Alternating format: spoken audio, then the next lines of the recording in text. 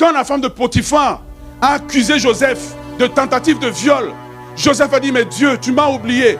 Dieu dit, je suis en train de faire une œuvre que tu ne sais pas. Je te fais avancer par un problème que j'ai créé dans le problème de ta vie.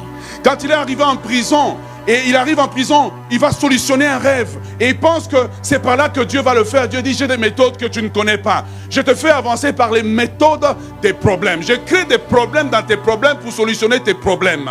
Et alors, à un moment donné, Dieu dit, Joseph dit, mais je suis épuisé, je ne sais pas comment je vais m'en sortir. Dieu dit, ne t'inquiète pas. Je vais créer un problème dans ton problème pour solutionner le problème de quelqu'un. Comme ça, dans le problème, je t'élève.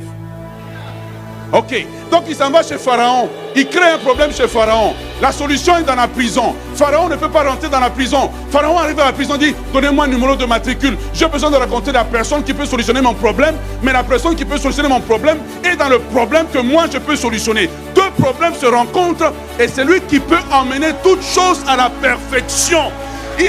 Il a des méthodes que l'œil humain ne peut pas voir. Il a des façons de faire que je ne peux pas calculer. Il y a des calculs des hommes, mais il y a les calculs de Dieu. Il y a les méthodes des hommes, mais il y a les méthodes de Dieu. Ce que tu appelles un problème, Dieu l'appelle un escalier. Ce que tu appelles un problème, Dieu l'appelle un ascenseur. Ce que tu appelles un problème, Dieu l'appelle une porte.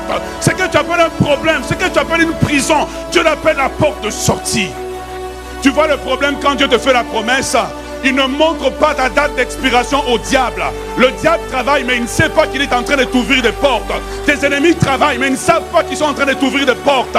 Tes ennemis travaillent, mais ils ne savent pas qu'en réalité, ils sont en train de t'ouvrir des portes.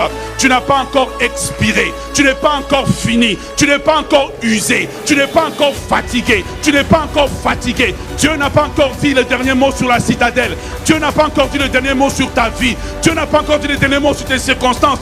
Tout à coup, soudain, tout à coup, soudain, tout à coup, soudain, Dieu va brutaliser tes adversaires. Dieu va brutaliser l'adversité. Dieu va brutaliser l'adversité. Il va ouvrir une porte par laquelle l'ennemi ne comprendra pas. Comment expliquer la puissance de Dieu? Comment expliquer la grandeur de Dieu? Oh, je suis convaincu, je suis persuadé, je ne vois pas le chemin, mais je suis persuadé, je ne vois pas la percée, mais je suis persuadé, je ne comprends pas mes épreuves, mais je suis persuadé.